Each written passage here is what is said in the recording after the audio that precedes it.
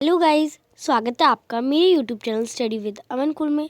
आज हम लाए हैं director of education JNCT of Delhi की वर्कशीट नंबर 16 जो कि क्लास 8 के लिए है। सब्जेक्ट आपका साइंस है। डेट है 25 नवंबर 2020। आप अपना नेम एंड अपनी क्लास टीचर का नेम लिख लेंगे। आज हम पढ़ेंगे metal and non metal comparison. तो कंपैरिजन करेंगे मेटल एंड नॉन मेटल के on the basis of their physical property. Physical property के बेस पे today we have learn so many things about metal and non metal. हम metal and non metal के बारे में बहुत कुछ पढ़ चुके हैं। Today we do the revision by comparing the physical properties of metal and non metal. हम थोड़ा रिवीजन कर लेते हैं कंपेयर करके physical property metal and non metal की। तो ये यहाँ पे आपको टेबल दी गई है, आप इसे पढ़िए। ये सारी प्रॉपर्टीज़ हैं, ये मेटल्स की और ये नॉन मेटल्स की। तो सबसे पहले एप्रेशंस में मेटल्स का तो कैसे होते हैं, शाइनी होते हैं और नॉन मेटल डल होते हैं। दीज आर शाइनी और lustrous, these are dull except iodine. Iodine को छोड़ के ये सारे डल होते हैं। सेकेंड है आपका state. All metal are solid at room temperature except mercury which is liquid at room temperature and is used in thermometer. यानी इसमें बताया गया है कि सभी मेटल सॉलिड होते हैं रूम टेम्परेचर पे, पर मरकरी को छोड़ के, मरकरी रूम टेम्परेचर पे लिक्विड स्टेट पे होता है।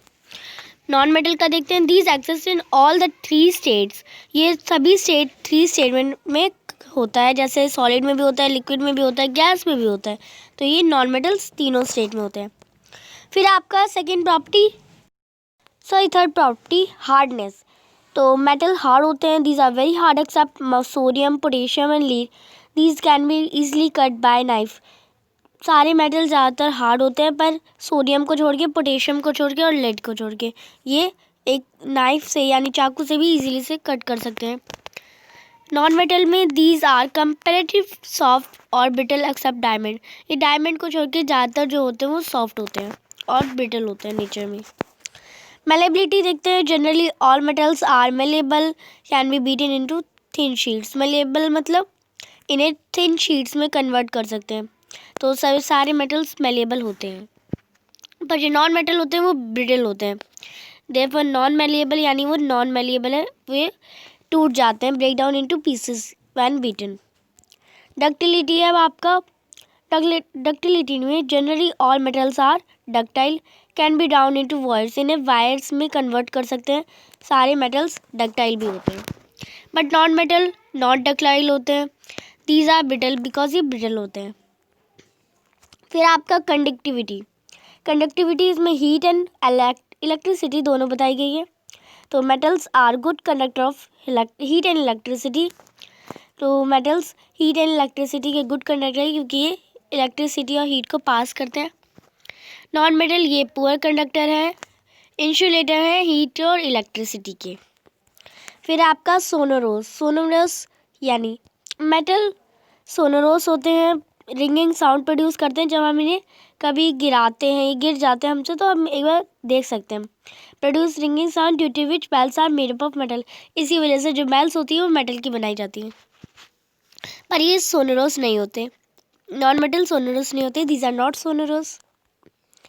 अब आपको एग्जाम्पल दिया गया है आयरन, गोल्ड, कॉपर, एल्यूमिनियम, ये सारे मैग्नीशियम, सिल्वर, सोडियम, कैल्शियम, ये सारे आपके मेटल के एग्जाम्पल हैं।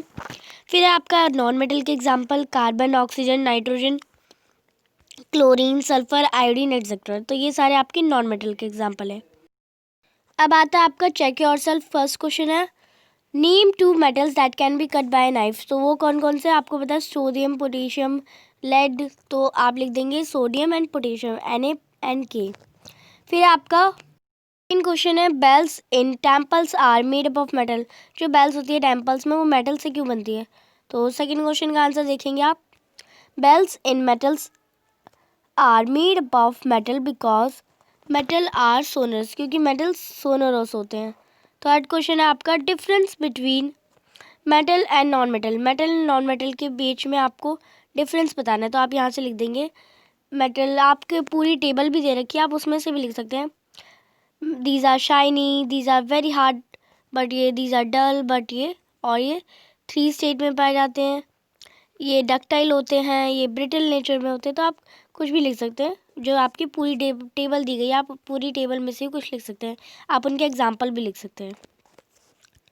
तो 4-5 आप लिख सकते हैं। 5th क्वेश्चन है, name one metal that is liquid at room temperature. तो आपको बताना है एक मेटल का नाम जो रूम टेम्परेचर पर लिक्विड स्टेट में होता है। तो ये आपको पता है, वो क्या है? मरकरी है। तो आप इसका आंसर भी देख लेंगे। Mercury is a metal that is liquid at room temperature. तो आपकी आज की वर्कशीट कंप्लीट होती है। मेरे चैनल को सब्सक्राइब कर इस वीडियो को लाइक करें। Thanks for watching my video. Bye bye guys.